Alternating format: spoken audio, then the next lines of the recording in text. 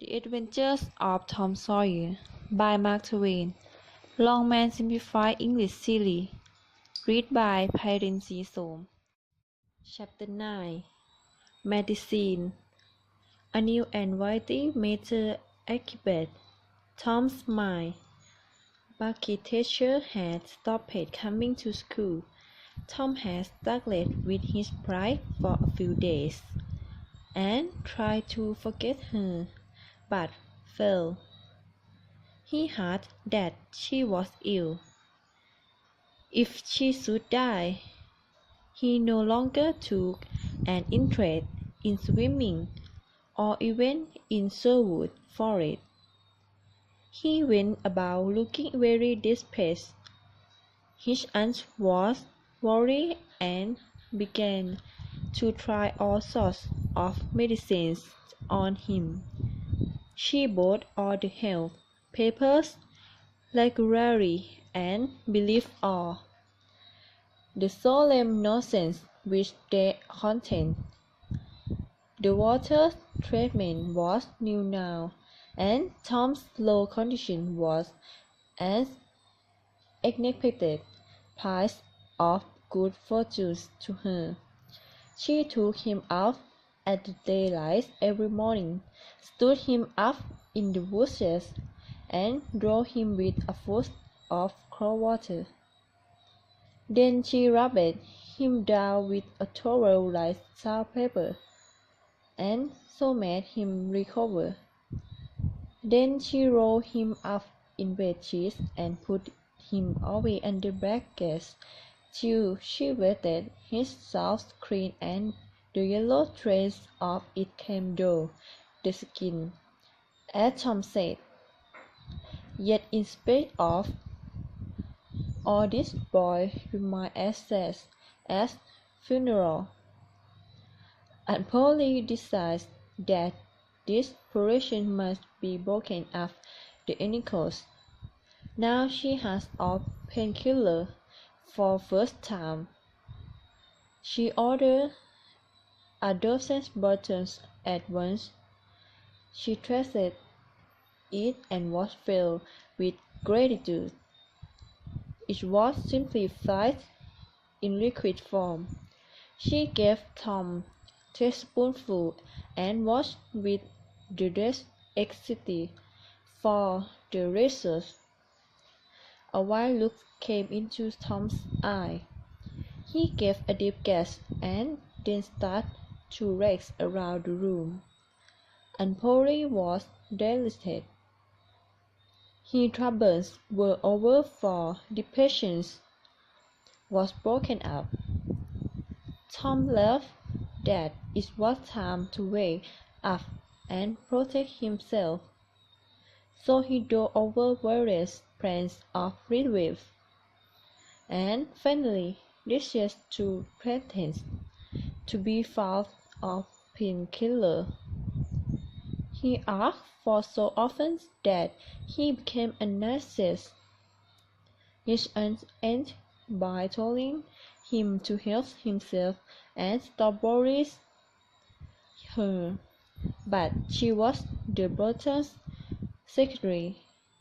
She found that the medicines did really despair, but it did not occur to her that the boy was scoring a crack in sitting room with it.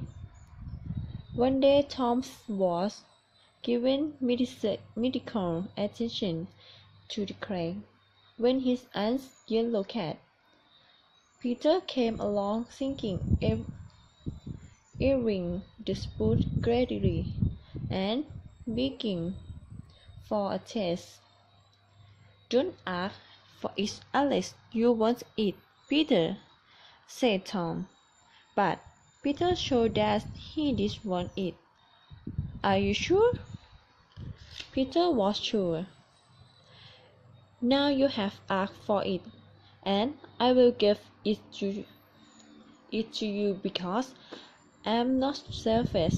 But if you find you don't like it, you mustn't blame anybody but yourself." Peter still seemed angry, So Tom forced his mouth open and poured down the painkiller. Peter sprang a cupboard of yarn into the air, shouted a war cry, and then fell round and round the room, banging against its furniture, upsetting a fellow post, and causing general destruction. Nick lay lost on his back legs and danced madly around, screaming with joy. Then he went rushing round the house again, spreading more destructions in his path, and Polly entered in time to see him take so a touting leap into the air, gave a final surprising scream, and sailed through the open window, carrying the rest of his fellow post with him. The old lady stood lost to fall with astonishment, holding over her glasses.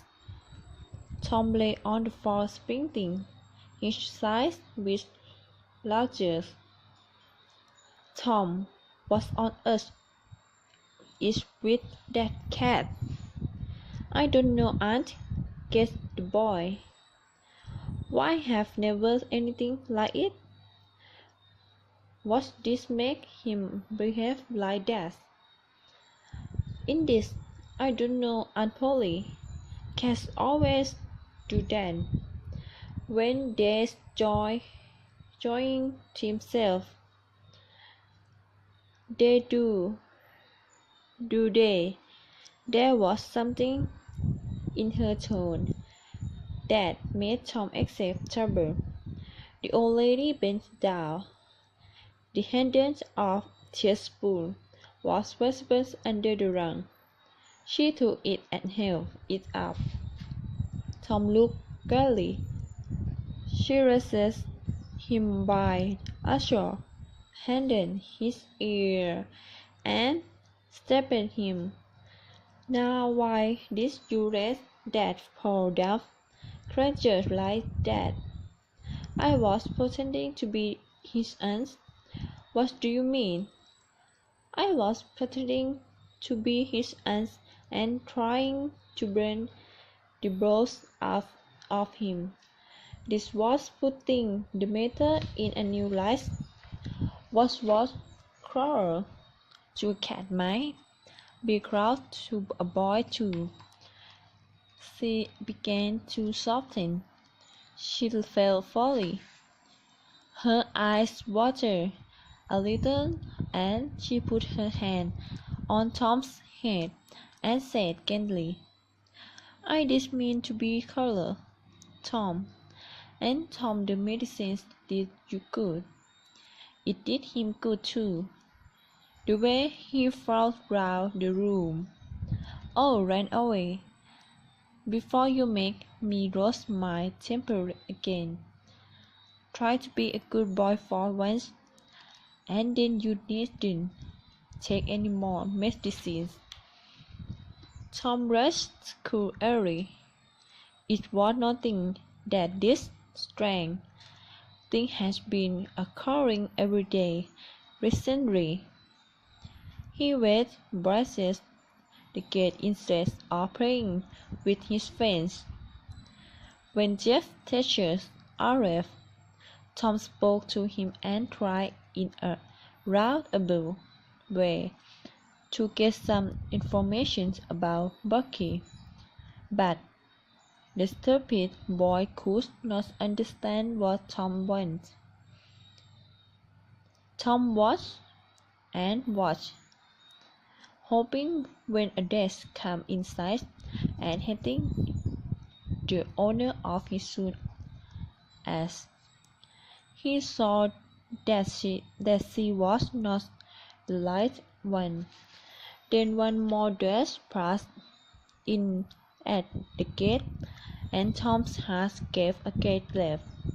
The next instant he was shooting, laughing, causing boys standing on his head, jumping over the fence at the rest of life and limb, doing all the heroic deeds he could think of and keeping an eye on Bucky's teachers to see if she was noticing. She never looked. He broke through a group of boys, scattered them in every direction, and fell backwards. Bucky almost upsetting her. She turned away with her nose in the air. Some people think they are very smart, he heard her say mockingly. Tom's cheeks burned.